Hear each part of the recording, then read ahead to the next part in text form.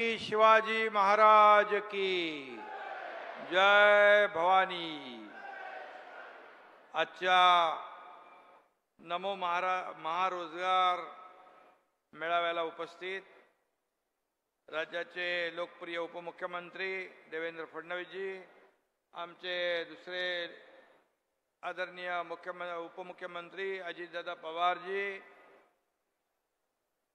ज्येष्ठ नेते खासदार शरदचंद्र पवार साहेब, या विभागाचे मंत्री मंगलप्रभात लोढाजी, नीलमताई गोरे, दिलीप वळसे पाटीलजी, उदय सामंतजी, सुप्रियाताई सुळे, खासदार आणि आपल्या सुनेत्राताई अजित पवार, व्यासपीठावरील खूप माणसं आहेत, त्यामुळे खासदार सर्व आमदार आणि अधिकारी आणि मोठ्या संख्येने उपस्थित बारामतीकर बांधव भगिनी आणि या महारोजगार मेळाव्याला उपस्थित सर्व तरुण तरुणी आणि पत्रकार मित्रांनो, मी सगळ्यांचंच मनापासून या रोजगार मेळाव्यामध्ये स्वागत करतो। खरं म्हणजे आपलं स्वतःचं आणि त्यातून राज्याचं भवितव्य घडवण्याच्या दृष्टीने या तरुणाईला एक मोठी संधी प्राप्त झालेली आहे आणि या महामेळाव्यात मार्गदर्शनही होईल, नोकऱ्याही मिळतील आणि म्हणून मी आपल्या सर्व जे आपले तरुण तरुणी या ठिकाणी आल्यात त्यांना मनापासून पुढच्या वाटचालीस शुभेच्छा देतो, त्यांचं मनापासून अभिनंदन करतो। खरं म्हणजे मेळावे यापूर्वी नागपूर, लातूर, नगर मध्ये झाले आणि आज या ठिकाणी या महारोजगार मेळाव्याचं आयोजन अतिशय मोठं आणि मागचे सर्व रेकॉर्ड तोडणारं हे महारोजगार मेळावा आयोजित केल्याबद्दल अजितदादा यांचं मनापासून मी अभिनंदन करतो।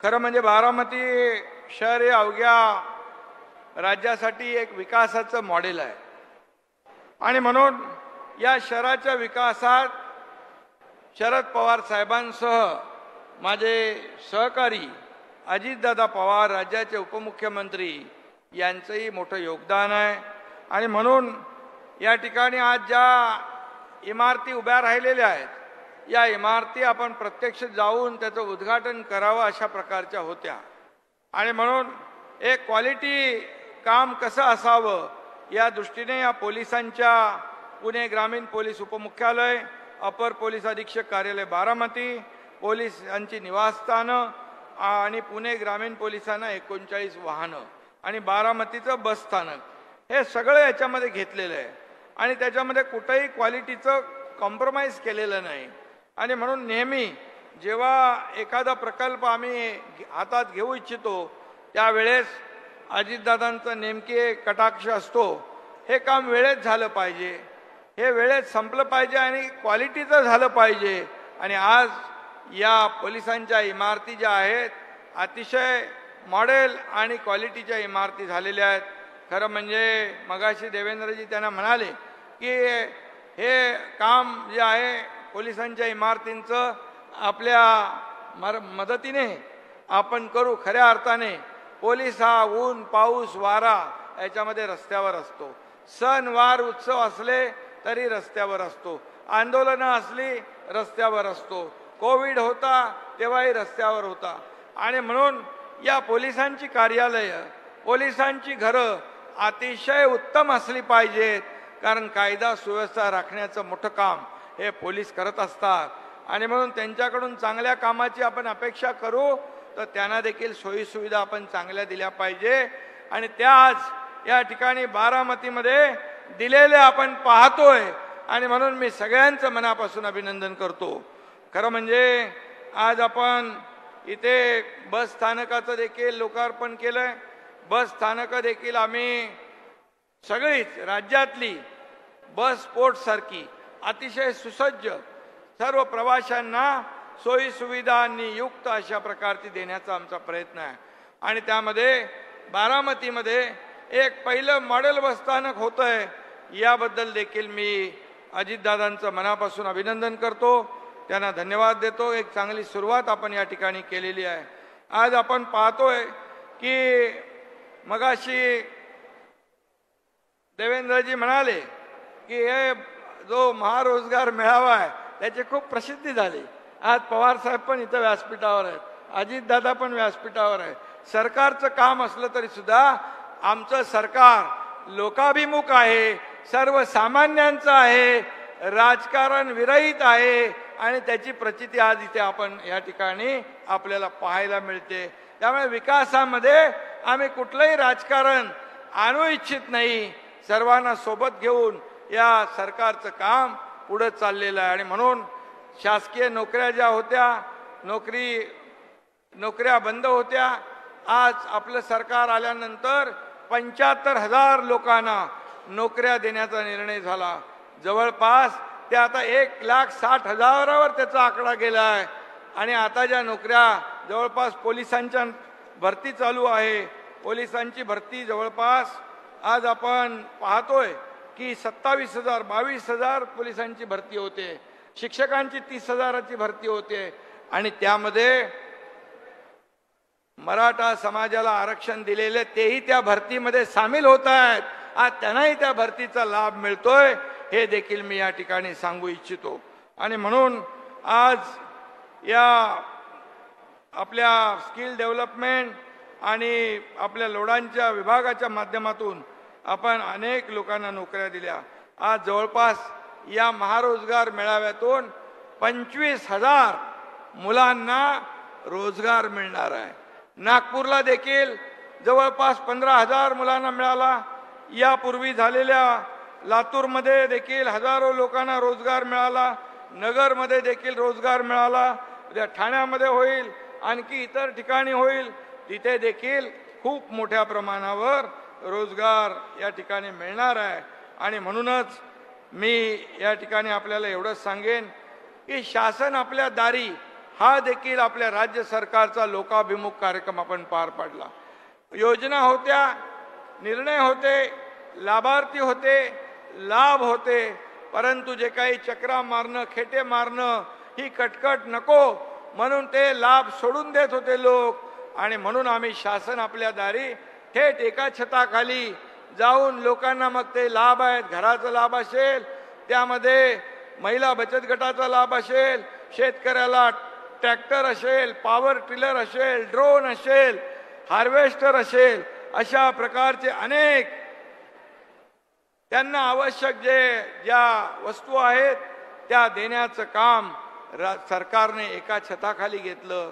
बांधवांनो, शेतकऱ्यांना आणि नागरिकांना या शासन आपल्या दारीमधल्या कार्यक्रमातून 2,60,00,000 लोकांना लाभ मिळाला, त्यांच्या एकाच छताखाली शासन आपल्या दारीच्या माध्यमातून. आणि म्हणून हा देखील आम्ही शासन आपल्याला रोजगार देण्यासाठी देखील एका छताखाली आपण हा कार्यक्रम आयोजित केला. पहिलं सरकार असेल की सिलेक्शन झालेल्या लोकांना अपॉइंटमेंट देणारं, सभागृहामध्ये बोलवून त्यांना नियुक्त्या देणारं हे पहिलं सरकार असेल, हे मी अभिमानाने या ठिकाणी सांगतो. शेवटी हा भारत देश आपला तरुणाईचा देश आहे आणि म्हणून आदरणीय प्रधानमंत्री महोदयांनी देखील डायरेक्ट अपॉइंटमेंट लेटर देण्याचा जो उपक्रम केला, त्यामध्ये जवळपास 10 लाख लोकांना नोकऱ्या देण्याचं टार्गेट ठेवलेलं आहे. आणि म्हणून राज्य सरकार देखील कुठेही याच्यामध्ये कमी पडणार नाही. 1,40,00,000 विद्यार्थ्यांना प्रधानमंत्री कौशल्य विकास योजनेमधून ट्रेनिंग दिलं जातंय.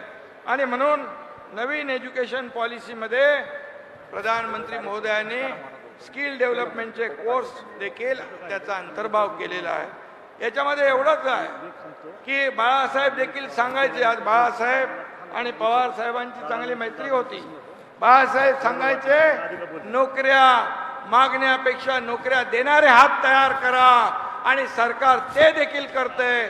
मुख्यमंत्री स्वयंरोजगार योजनेमधून अशा प्रकारचे रोजगार देणारे हात निर्माण करण्याचा देखील आमचा प्रयत्न आहे. त्यामुळे एकंदरीत आज मोठ्या प्रमाणावर आज उद्योग विभाग इथं आहे. आज दावोसला देखील आपण जवळपास 2 वर्षामध्ये 5 लाख कोटींचे करारनामे केले. जवळपास 4 ते 5 लाख रोजगार या माध्यमातून मिळतील.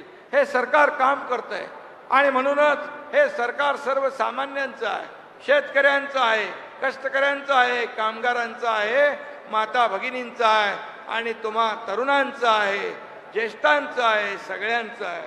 आणि म्हणूनच सरकारचा अजेंडा आहे या राज्यातल्या सर्वसामान्य माणसाला न्याय मिळाला पाहिजे, त्याच्या जीवनामध्ये बदल घडला पाहिजे, त्याचं जीवन सुखी संपन्न झालं पाहिजे, यासाठी आमचा प्रयत्न आहे.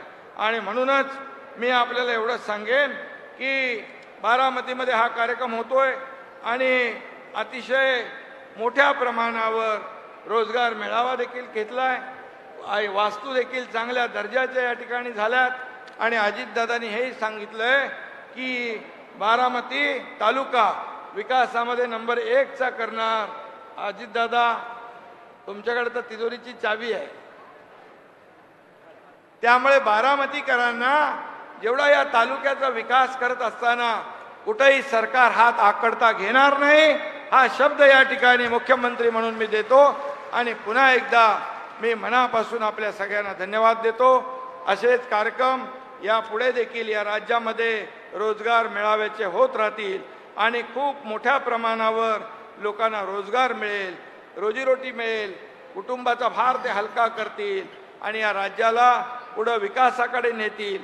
केंद्र सरकारच्या योजना, राज्य सरकारच्या योजना मिळून या राज्याचा सर्वांगीण विकास, हे राज्य FDI मध्ये पहिल्या नंबरला आहे. या राज्यामध्ये GDPचा देखील कॉन्ट्रीब्युशन मोठं आहे. हे राज्य आपलं इंडस्ट्री फ्रेंडली राज्य आहे. मोठ्या प्रमाणावर उद्योग येत आहेत. उद्योग आले तरच रोजगार मिळणार आहेत. आणि म्हणून आपण सर्व समावेशक सगळ्यांना सोबत घेऊन पुढे जाणारं, विकास करणारं हे राज्य सरकार आहे, सर्व आपलं सरकार आहे. आणि म्हणून मी पुन्हा एकदा आजच्या या कार्यक्रमाला खूप खूप शुभेच्छा देतो. धन्यवाद. जय हिंद, जय महाराष्ट्र. धन्यवाद. आभार व्यक्त